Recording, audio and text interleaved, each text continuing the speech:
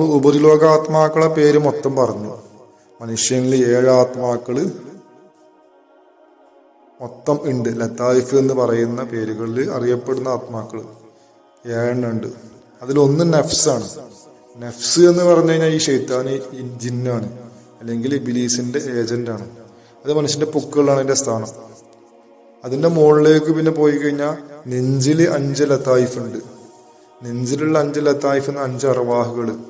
അതിൽ ഓരോന്നിന്റെ പേരാണ് കൽബ്, പിന്നെ അതിന്റെ മേലേക്ക് റൂഹ്, പിന്നെ സിറ്, പിന്നെ കഫിയ്, പിന്നെ അക്ഫ, പിന്നെ തലയിലൊന്ന്, അതാണ് അന, ലത്തായിഫുൽ അന എന്ന് പറയും. ഇതിന്റെ പിക്ചർ ആരോ നമ്മൾ ഗ്രൂപ്പിൽ ഇട്ടിട്ടുണ്ട്. അത് നോക്കി ഒന്നുകൂടി നമുക്ക് വ്യക്തമായിട്ട് മനസ്സിലാക്കാൻ എളുപ്പമാണ്. പക്ഷെ ഇതിങ്ങനെയൊക്കെ ആണെങ്കിലും മനുഷ്യനിലേക്ക് ആദ്യം മലക്ക് ആ ലോകത്തുനിന്ന് ഇത് കൊണ്ടുവരുന്ന സമയത്ത് അത് നമ്മളെ പിക്ചറിൽ കാണിച്ച പോലെ അല്ല കൊണ്ടുവരുന്നത്. ഒരു പാക്കേജ് ആയിട്ടാണ്. എല്ലാം കൽബിന്റെ ഉള്ളിൽ ബന്ധിതാണ്. കൽബിന്റെ ഉള്ളിലാണ് ബാക്കിയുള്ള എല്ലാ ആത്മാക്കളും ഇരിക്കുന്നത്, നഫ്സ് ഒഴികെ. നഫ്സ് പിന്നെ ഇവിടെ വരുന്നതാണ്. ബാക്കിയെല്ലാം കൽബിന്റെ ഉള്ളിലായിരിക്കുന്നത്. കൽബ് തുറക്കപ്പെട്ടാൽ മാത്രമാണ് ഇത് പുറത്തേക്ക് വരുള്ളൂ.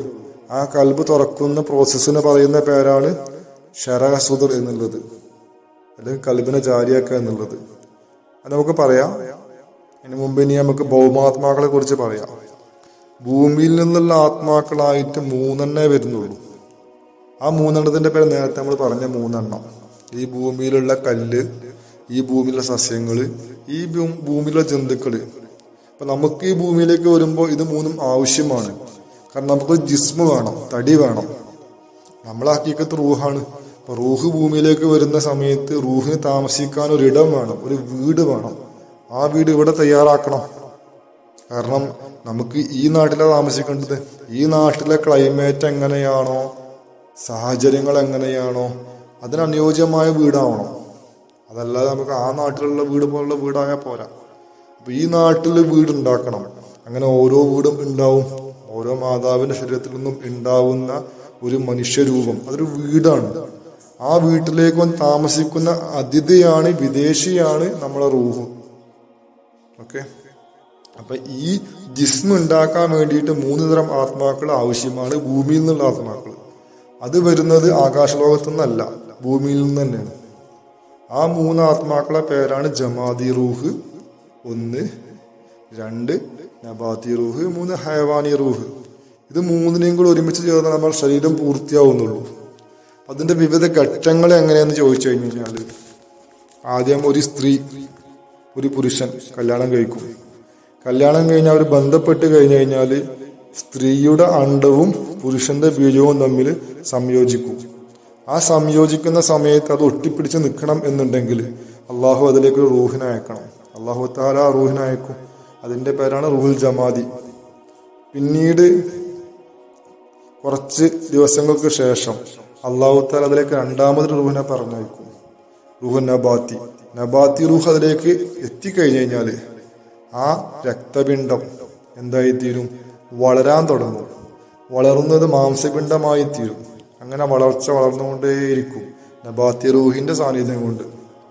പിന്നീട് ഏകദേശം 4 മാസം കഴിഞ്ഞു കഴിഞ്ഞാൽ എന്ത് ചെയ്യും? അള്ളാഹു തആല 3ാമതൊരു റൂഹിനെ അതിലേക്ക് പറഞ്ഞേക്കും. അതിന്റെ കാര്യം അതിനെ ചലിപ്പിക്കാനാണ്. അതിന്റെ ചലനം കൊണ്ട് അതിൽ രൂപഭാവഭേദങ്ങൾ ഉണ്ടാവും. പല ഭാഗങ്ങളായി തിരിക്കാനും ഇതിന്റെ ആവശ്യമുണ്ട്. ഹയവാനി റൂഹിന്റെ ഫംഗ്ഷൻ എന്ന് പറഞ്ഞു കഴിഞ്ഞാൽ 1 ചലിക്കലും 2 രൂപഭാവഭേദങ്ങൾ ഉണ്ടാക്കലാണ്, പ്രത്യേക രൂപങ്ങളാക്കി മാറ്റുക. അങ്ങനെ ഈ മാംസക്കട്ടയിൽ ഒരു കുട്ടിയുടെ രൂപമായിട്ട് മാറും. കണ്ണ് കണ്ണായിട്ടും, കാത് കാതായിട്ടും, കാല് കാലായിട്ടും, നഖമായിട്ടും, മുടിയായിട്ടും, അങ്ങനെ പ്രത്യേക ഭാഗങ്ങളാക്കി മാറ്റാൻ സഹായിക്കുന്നത് ഈ ജമാദി റൂഹ്, ഈ ഹയവാനി റൂഹാണ്.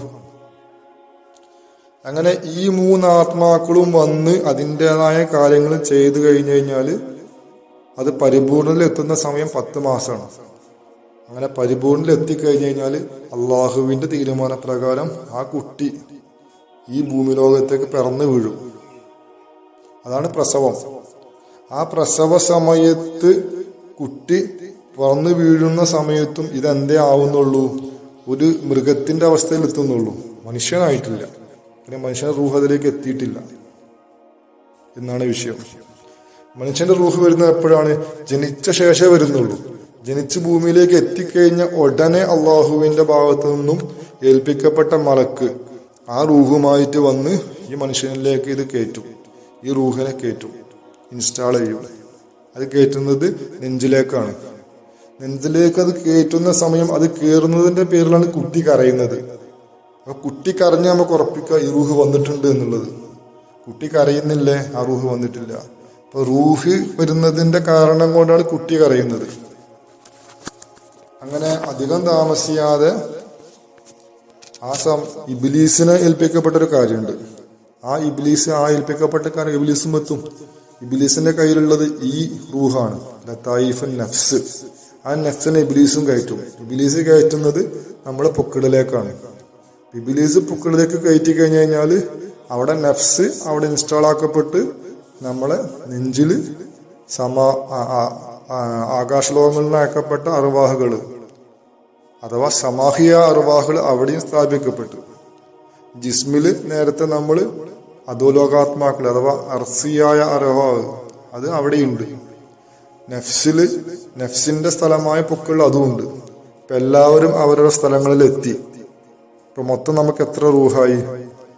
ആകാശലോകത്തു നിന്ന് വന്ന 6 റൂഹ്, പുക്കളിലൊന്ന് 7, അതേപോലെ ജിസ്മില് നേരത്തെയുള്ള 3, 10 റൂഹ് മനുഷ്യനിലായി. നമ്മള് ഈ പിറന്ന് വീഴുമ്പോഴാണ് മനുഷ്യനായി എത്തിയിരുന്നത്. അതിന്റെ പേരിൽ മാത്രമാണ് ഈ നമ്മളെ ശരീഅത്തിന്റെ നിയമത്തില് ഒരു കുട്ടി ജനിച്ചു കഴിഞ്ഞിട്ട് മരിച്ചാലാണ് അവിടെ എന്തുള്ളൂ? ജനാസ നിസ്കാരം ഉള്ളൂ. അതല്ല ജനിക്കുന്നതിന് മുമ്പ് മരിക്കുകയാണെങ്കിൽ ജനാസ നിസ്കാരം ഇല്ല. കാരണം അവിടെ എന്തായിട്ടില്ല, മനുഷ്യനായിട്ടില്ല, അതൊരു മൃഗത്തിന്റെ അവസ്ഥയിൽ എത്തിയിട്ടുള്ളൂ. അതിന്റെ പേരിൽ ജനാസ നിർബന്ധം അതിന് ലോജിക്കല്ല, ഫിറ്റല്ല. അതുകൊണ്ട് അള്ളാഹുവിന്റെ കൽപ്പന അങ്ങനെ ഉള്ളത്. അതിന്റെ ഹക്കീക്കത്ത് അതാണ്. ഇത്തരം കാര്യങ്ങൾ നടന്നു കഴിഞ്ഞു. പ്രസവിക്കുന്ന സമയത്ത് ഇത് നടന്നു കഴിയുന്ന സമയത്ത് ഇബ്ലീസ് വരുന്ന സമയത്ത് ഇബ്ലീസിനെ അറിയാം അള്ളാഹു തആല ആ മനുഷ്യന്റെ നെഞ്ചില് വലിയൊരു ലോകം ഇൻസ്റ്റാൾ ചെയ്ത കാര്യം. കാരണം ഇതാണ് മനുഷ്യന്റെ ഏറ്റവും വലിയ സമ്പത്ത്, ഈ റൂഹുകള് ഇന്ന് 7 റൂഹുകള് മൊത്തം മനുഷ്യരിലുണ്ട്. അതില് ഈ പറഞ്ഞ 5 എണ്ണം നെഞ്ചിലുള്ളതും ലതായിഫുൽ അനായ 1. അത് വളരെ ഇമ്പോർട്ടന്റ് ആയ ഒരു സംഗതിയാണ് മനുഷ്യരെ സംബന്ധിച്ചിടത്തോളം. ഷെയ്ത്താൻ എന്ത് ചെയ്യും? ഷെയ്ത്താൻ അതുകൊണ്ട് തന്നെ ആ സമയം തന്നെ പുക്കളിൽ നിന്നും എന്ത് ചെയ്യും? ഒരു വല പോലെ സാധനം വലിച്ചു നീട്ടിക്കൊണ്ടുവരും. എന്നിട്ട് ആ വല പോലുള്ള സാധനം കൊണ്ട് മനുഷ്യന്റെ കൽബിന്റെ ചുറ്റും അത് കെട്ടും. അതുകൊണ്ട് വലയം ചെയ്യും. അങ്ങനെ ഒരുപാട് വലയം ചെയ്ത് 1,80,000 മറകൾ അതിന് ചുറ്റും വന്നുകൂടും.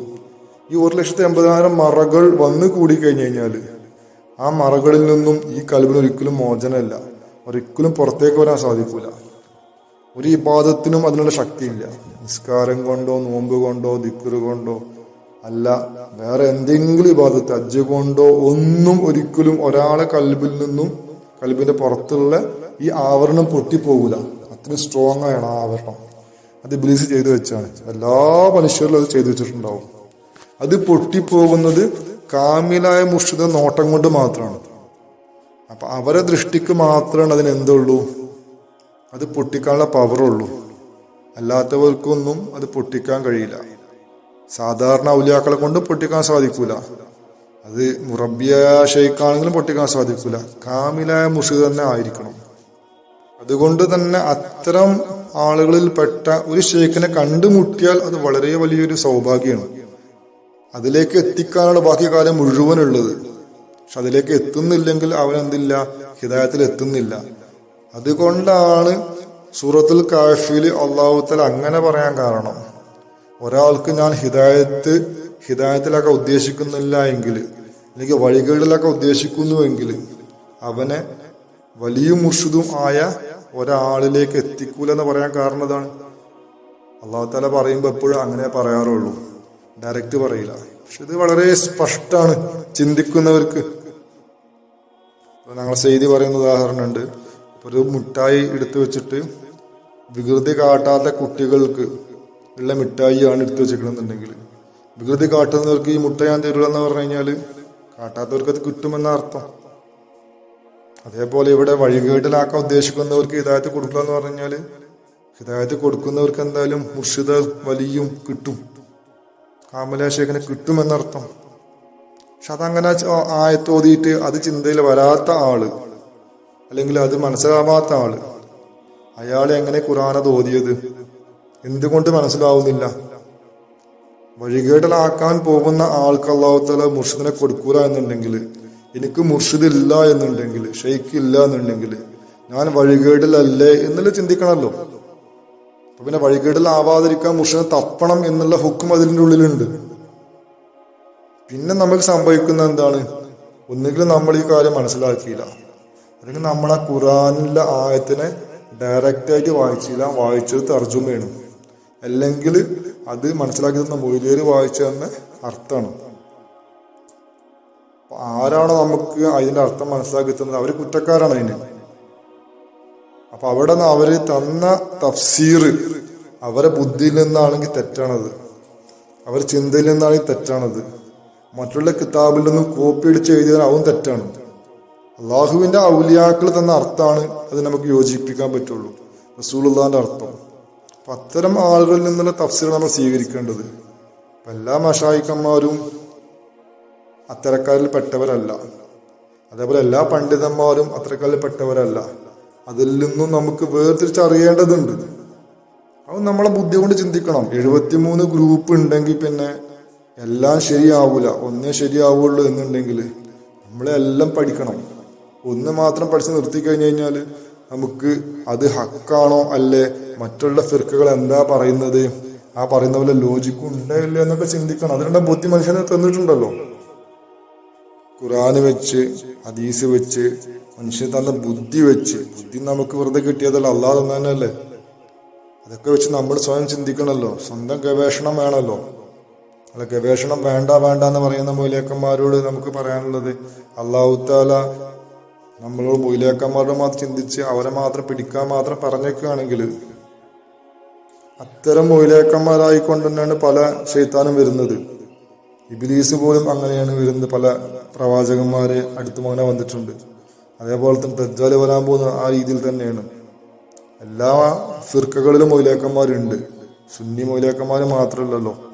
ഇങ്ങനെയൊക്കെയുള്ള സാഹചര്യങ്ങൾ നമ്മളെ എങ്ങനെ ഇതിൽ ഉറപ്പിക്കാൻ പറ്റും?